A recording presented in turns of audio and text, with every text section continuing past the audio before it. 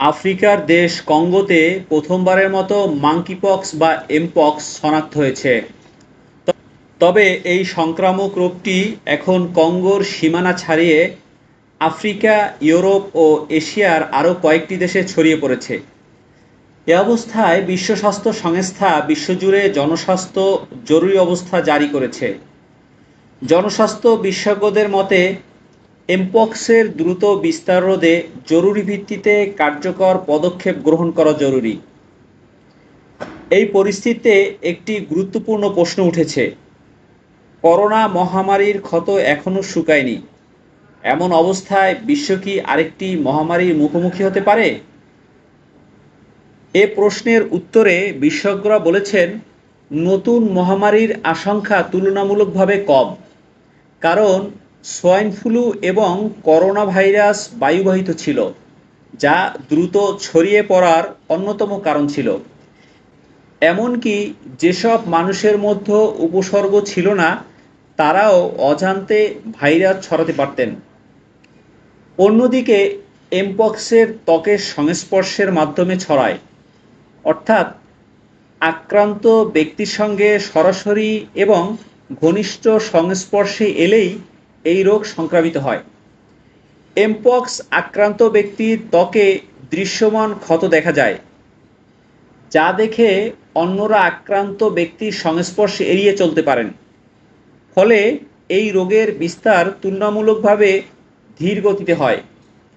তবুও জনস্বাস্থ্য বিশেষজ্ঞরা সতর্ক করে বলেছেন, এমপক্স থেকে রক্ষা পেতে অবশ্যই নিরাপদ থাকার নিয়ম মেনে চলতে হবে।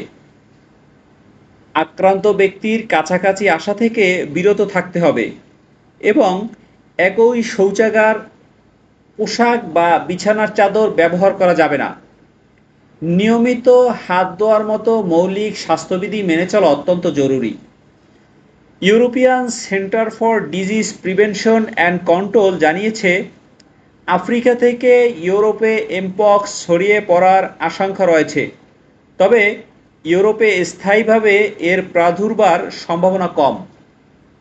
তাই আফ্রিকায় সংক্রামিত এলাকাগুলোতে ভ্রমণের আগে এমপক্স প্রতিরোধে টিকা নেওয়ার পরামর্শ দিয়েছে সংস্থাটি।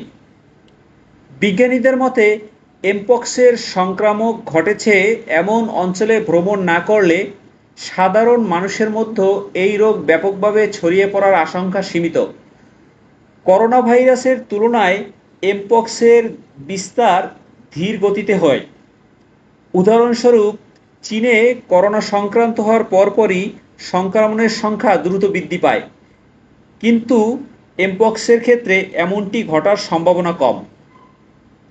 2022 সালে প্রথম এমপক্সের সংক্রমণের কথা জানা যায়, তখন 70টির বেশি দেশে ভাইরাসটি ছড়িয়েছিল। তবে কয়েক মাসের মধ্যে সংক্রমণের লাগাম টানা গিয়েছিল। এর পেছনে বড় ভূমিকা ছিল টিকা কার্যক্রমের। এমনকি ধনী দেশের ঝুঁকিতে থাকা ব্যক্তিরাও এমপক্সের টিকা ও ওষুধ নিয়েছিলেন। এখন এমপক্স সংক্রমণের বেশিরভাগই আফ্রিকায়, বিশেষ করে 96% শনাক্ত ও মৃত্যুর ঘটনা ঘটেছে কঙ্গোয়। বিশ্বের অন্যতম দরিদ্র একটি দেশ এটি। অপুষ্টি, কলেরা ও হামের প্রাদুর্ভাবে দেশটির স্বাস্থ্য ব্যবস্থা ভঙ্গুর। কঙ্গো দাতাদের কাছ থেকে আনুষ্ঠানিকভাবে 40 লাখ এমপক্সের টিকা চেয়েছে, এখনও কোনো টিকা হাতে পায়নি। এমপক্স ছড়িয়ে পড়া নিয়ে উদ্বেগের প্রেক্ষাপটে 2022 সালেও বিশ্বজুড়ে জনস্বাস্থ্য জরুরি অবস্থা ঘোষণা করেছিল বিশ্ব স্বাস্থ্য সংস্থা, কিন্তু তখনও আফ্রিকার দেশগুলো যৎসামান্য টিকা ও প্রয়োজনীয় চিকিৎসা সামগ্রী পেয়েছিল।